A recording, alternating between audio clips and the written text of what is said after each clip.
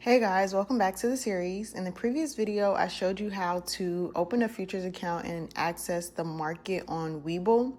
So now that you can access the market, the next step is basically helping you understand what you're looking at when it comes to a chart. Now, if you haven't seen the previous videos, make sure you do that first and then come back to this video. But in this video, I'm going to break down the basics of a futures chart in the most simplest way. So if you're a beginner, you will definitely understand how we as traders analyze the market before placing an actual trade.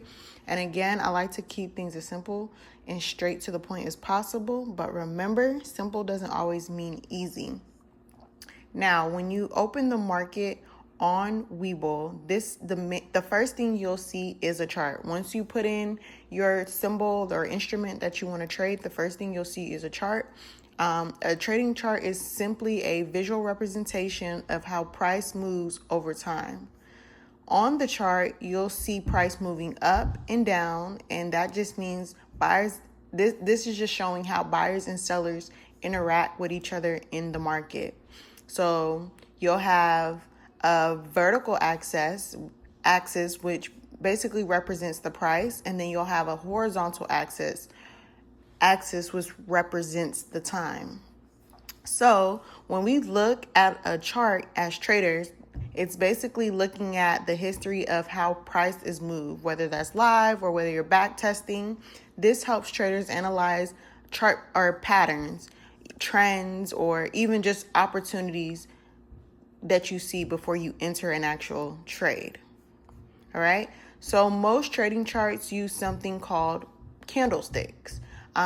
You can use other things like lines or Heikin-Ashi candles and things like that, but the main thing people use are candlesticks. So each candlestick represents how price moved during a certain period of time.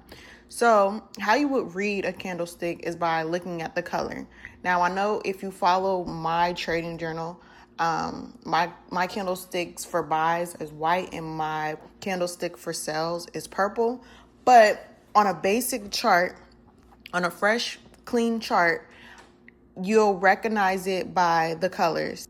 So knowing how to read candlestick charts will help you identify and predict market movements. So for example, you have a green candles, which signify a bull market or uptrend or buyers. And then you have a red candle, which signify a bearish market or bears or a downtrend or sellers, right?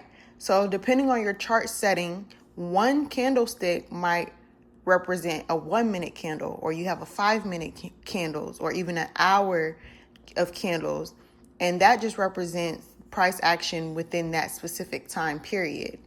Every candlestick shows 4 different pieces of information. For example, you have an opening price and a closing price.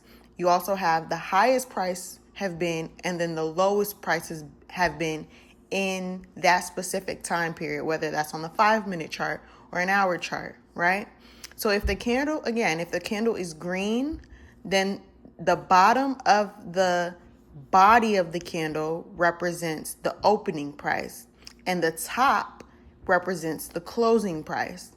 But if the candlestick is red, then the opposite is what it will be. So the top of the body is where price opened and the bottom of the body is where price closed. So if the body of the candle is long, then there has been a period of intense buying pressure, right? But if the body of the candle is red, then there has been intense selling pressure. But if the body is what we would say like short, then that means the market is most likely moving sideways. And that's called consolidation. And that'll normally look like a barcode with red, green, red, green, red, green, right? You also have what we call wicks or shadows. And a shadow of a candle shows the highest and the lowest price has reached at any given time. So whether that's on the 5 minute, the 10 minute, the 20 minute, 30 minute, right? The top of the wick is known as the upper shadow. That's the highest price has been. Price did not close there, but that's the highest price has been. The bottom wick or the lower shadow is where the lowest price has been. So price did not close there, or open there, but that's the lowest sellers got the price to go. So these candlesticks helps traders to understand the conversation, is what I like to call it, that the buyers and sellers are having in the market. Who's more in control or who's less in control, all right? So another thing that traders look at when it comes to a chart, the first thing they try to identify is the direction the market is going. This is known as market structure.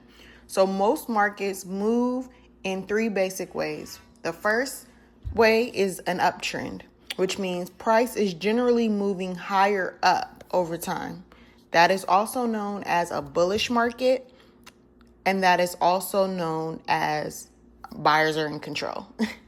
The second kind of market structure we have is a downtrend, which means price is most likely moving lower. So again, it'll also be known as a bearish market or sellers are in control. And then the third type of market structure we have is sideways, or also known as consolidation. And this is when price is moving within a side to side range. It's a ranging market without a clear upwards direction or a downwards direction. So if the market moves higher after you enter a trade, you could then sell that trade later for a higher price, and that's how you will make profit. But let's say you're in the market and you think the market will move down. You'll place a sell order. So if the market price drops after you enter that trade, then you can buy back at a lower price and you'll make a profit. So this is why understanding charts is important, because it helps you to decide when you want to buy or sell an instrument, right, or a contract. So that leads us into the next thing, which is contracts.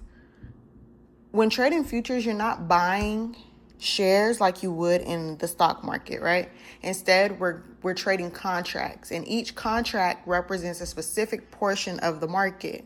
There's many different letters and symbols that corresponds to different future contracts and months of expirations and the different exchanges, right? Okay, so go ahead and screenshot this because it's going to be important when it comes to knowing what you want to trade. These are the different instruments you can trade in the futures market. So we have currencies, we have energies, we have metals, and we have stock indices. In order to read a symbol, in futures specifically, you want to make sure you have the correct symbol. Now, how you read a symbol is the first two letters represents the actual contract that you want to sell for it. So in this example, GC is what we're trading, which is gold. The next letter that you see is Z. That is the month this symbol can be traded, because these contracts do expire. So this contract expire in December. So maybe it's November, right? But we want to trade the December expiration of this contract, right? You want to make sure you're trading the right contract. And when you type it in, it normally tells you, and I'll show you an example, it normally tells you which contract is the most recent, so you don't have to think about it too hard. But just know that's what these letters represent. And as you can see above, January is F, February is G, M is March, and so on and so forth. And you might be wondering, where's the rest of the letters? Some of these letters are used as symbols for actual contracts. So whatever letters were left over is what they used for the month. So that's why it's like that. But to continue, the last part of the symbol is the year it expires. So right now when we trade, the year is 26. That's how you would read the futures symbol. So I'm going to run through all of this again, but on an actual chart. So let's get into it. Once you pull up your Webull account and you have your stuff set up properly, because it won't look like this, it'll look a little crazier, but once you get a layout that you like, this is what it will look like. So you have the chart over here, and then you have how to enter your trades right here. Now, it usually already have an indicator on, so I'll just turn that off. And I'm not too sure how to turn this off right now, so I'm not going to. Let me see if I can figure it out real quick. Let's see. There it is. Okay, cool. So you just right click. Okay, so you just right click to close that. So this is how I like my chart to look. Remember, you have the green, then you have the red. So this indicates buyers or sellers. And then also you have your market structure. So if you remember, I was saying the ones that are sideways, that is considered consolidation or arranging market. That's literally what it looks like. Whereas compared to this, you can see price is slowly moving up. So that is a buy trend. Let's see if we can find a downtrend. Okay, here's one. Downtrend. So that's what that will look like. And then, like I said, where we are currently, it is a sideways. It is starting to break structure to the downside, but that's getting into detail, so whatever. Then down here is, which is the horizontal axis. This is where you have your time frame. So this is the 1 minute time frame, the 5 minute time frame. So each candle represents 5 minutes of price action. So this is your 30 minute, your 1 hour, your daily, your weekly, your monthly, and you can always add or remove, for example, monthly, weekly. I don't use those. So you can always add and remove your different time frames. And then on this side, which is your vertical axis, is price. So currently price is $6,749. And as you can see, price is always moving. So that's what this lines indicate. It indicates where price is currently. All right. So now let's say we wanted to look at micro gold, right? MGC. Remember, this is the symbol. So this is micro gold, and it expires April 26th. Like I was telling you, you do have different ones for the same, but the most recent one will always be here, which is right here. All right. So for another example, let's try micro NASDAQ. It'll look like this. So currently the one that I am trading on is here, but as you can see, this is now expired. So this is the one, as you can see, that we are now on, which is the June expiration. It was just March and it expired. So now we're trading in the June. It looks crazy because this is what I'm currently trading on if you're following my trading journey. So we're not gonna look at this chart specifically. Let's just try regular NQ. So this is the regular MQ, right? Now, as you can see on this side, this is our buying and our trading area. So I use the turbo features. There are different ways you can trade. For example, let me see if I can show you guys the different ways. Hold on. Yeah, so you can use the classic way. You can just do the order entries. There's different ones, but me specifically, you can do the price ladder. That's another popular one, but I use the turbo trader feature. So I'm just going to show you how that works. But first, the first thing you would have to do is determine whether you want to buy or sell. So again, if you think price is going to go up, you'll click buy. If you think price is going to go down, you'll click sell.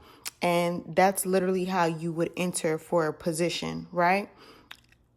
Now, let's say we thought price was going to go up, right? We'll put in the number of contracts we want.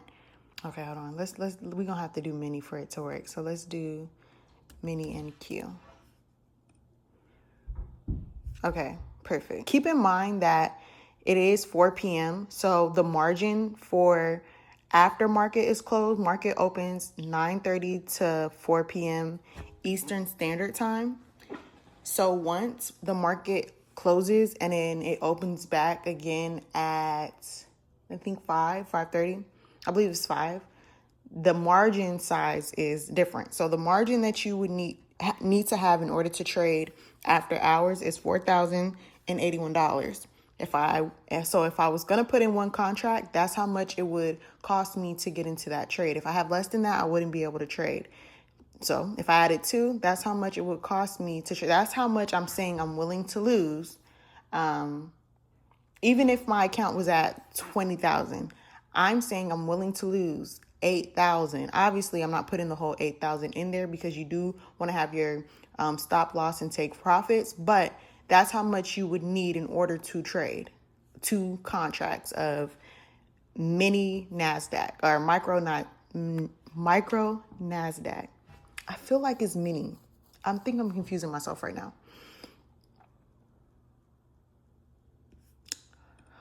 I gotta figure this out. Hold on. It's micro. Okay. It's micro, y'all. Okay, so yes, that's how much. So let's say I wanted 1 contract, and I think price is going to, market's not open, so it's not going to let me. And I think it's going to buy. I click buy 1 contract at market price.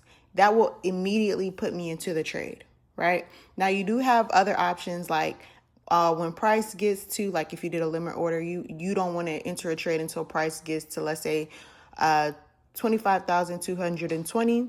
You will put that right there. You'll set your limit for that price for a buy. Once price gets to that amount, then it will enter you into a trade. So that is how you do a limit order. But I don't look at none of that. I simply just click buy market because I'm currently looking at where price is and I'm following it. So it will let me know like, hey, well, it won't let me know, but I will see like, hey, this is where I want to enter. And then as soon as I see it, I'll click buy and I'm immediately in that trade. And then if I'm going for buys, I'll click buy to enter the market and I'll click sell to exit the market. I always do market. That's the only thing I want to do or want to see is a market entry and a market exit. All right, so if you wanted to use the stop loss and the take profit, let's say price is at 24,000, right? And I think that price is going to go up to 24,100. That's 100 points, which is, because remember, one point is 4 ticks. So 100 times 4 is 400. That's 400 ticks.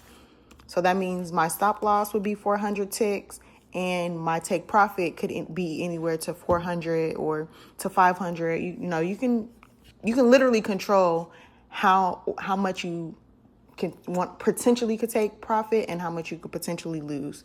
So that's what this area is for. But again, I personally do not use that. I use the feature. If you follow my journey, I use the feature, which is the positions, and I'll do this, and that'll automatically calculate my 1-to-1.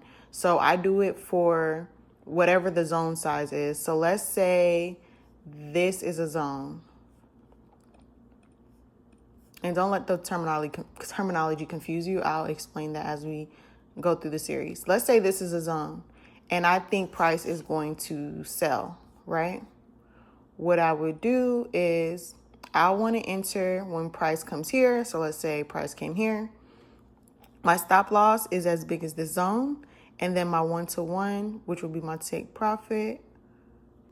So once price gets close enough to a zone for me for an entry, I'll press sell at market price.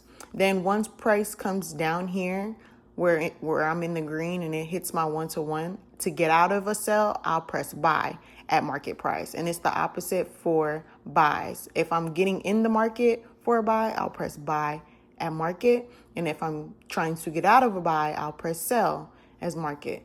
And remember, you can always add as many contracts as you would like.